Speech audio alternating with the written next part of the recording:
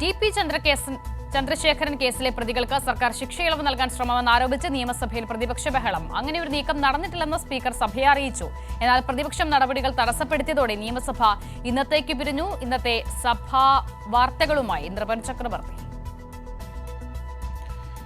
അസിത, ഇന്നും പ്രതിപക്ഷം നടുത്തളത്തിലിറങ്ങി ബഹളം വച്ചു, സഭാ നടപടികൾ തടസ്സപ്പെടുത്തി. തുടർന്ന് സഭ ഇന്ന് നടപടികൾ വേഗം പൂർത്തിയാക്കി പിരിയേണ്ടി വന്നു. ഇന്ന് ടി.പി. ചന്ദ്രശേഖരൻ്റെ കൊലപാതകത്തിന് ഉത്തരവാദികളായ പ്രതികളെ സർക്കാർ ശിക്ഷാ ഇളവ് നൽകാൻ ശ്രമിക്കുന്നു എന്നതായിരുന്നു പ്രതിപക്ഷത്തിൻ്റെ ആരോപണം. ഇത് അടിയന്തര പ്രമേയത്തിന് നോട്ടീസ് നൽകുകയും ചെയ്തു. പക്ഷേ സ്പീക്കർ അടിയന്തര പ്രമേയത്തിന് അനുമതി നൽകിയില്ല. ഇതാണ് പ്രതിപക്ഷത്തെ പ്രകോപിപ്പിച്ചത്. സ്പീക്കർ പറഞ്ഞത് സർക്കാർ ഇത്തരത്തിലൊരു നീക്കം നടത്തിയിട്ടില്ല എന്ന് മനസ്സിലാക്കുന്നു. അതിൻ്റെ അടിസ്ഥാനത്തിൽ അടിയന്തര പ്രമേയമായി ഇത് ഉന്നയിക്കാൻ കഴിയില്ല. വേണമെങ്കിൽ സബ്മിഷനായി പ്രതിപക്ഷത്തിന് തന്നെ സഭയിൽ ഇത് ഉന്നയിക്കാം എന്ന് സ്പീക്കർ മറുപടി നൽകുകയായിരുന്നു.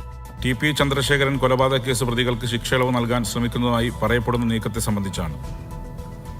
ഇത്തരമൊരു നീക്കം ഉണ്ടായിട്ടില്ല എന്ന കാര്യം ഇതിനകം വ്യക്തമാക്കപ്പെട്ടു കഴിഞ്ഞ സാഹചര്യത്തിൽ ഇക്കാര്യത്തിൽ മറ്റ് അടിയന്തര പ്രാധാന്യമില്ലാത്തതിനാൽ ചട്ടം 52 ക്ലോസ് 5 പ്രകാരം നോട്ടീസ് നിരക്കുകയാണെന്ന്, എന്നാൽ അംഗം ആവശ്യപ്പെടുന്ന പക്ഷം ഇക്കാര്യം സബ്മിഷനായി ഉന്നയിക്കാൻ അനുമതി നൽകുന്നതാണ്. പക്ഷേ സ്പീക്കറുടെ പ്രതികരണത്തിലും പ്രതിപക്ഷം തൃപ്തരായില്ല. പ്രതിപക്ഷ നേതാവ് പറഞ്ഞത് സ്പീക്കർ ഇക്കാര്യത്തിൽ മറുപടി പറഞ്ഞത് അനുചിതമാണ് എന്നതാണ്.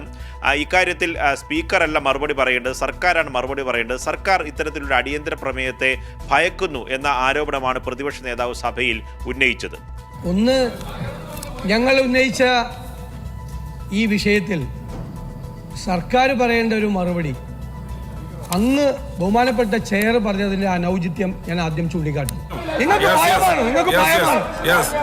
ഭയമാണ്. വലിയ തരത്തിലുള്ള പ്രതിഷേധം സഭയിൽ തുടർന്ന ശേഷം സഭാ നടപടികൾ മുന്നോട്ട് കൊണ്ടുപോകാൻ കഴിയാത്ത സാഹചര്യത്തിലാണ് സ്പീക്കർ നടപടികൾ വേഗം പൂർത്തിയാക്കി സഭ ഇന്നത്തേക്ക്. ചക്രവർത്തിയാണ് വിവരങ്ങൾ നൽകിയത്. സ്പീക്കറുടെ വിശദീകരണത്തിലും വിയോജിപ്പ് രേഖപ്പെടുത്തി പ്രതിപക്ഷം.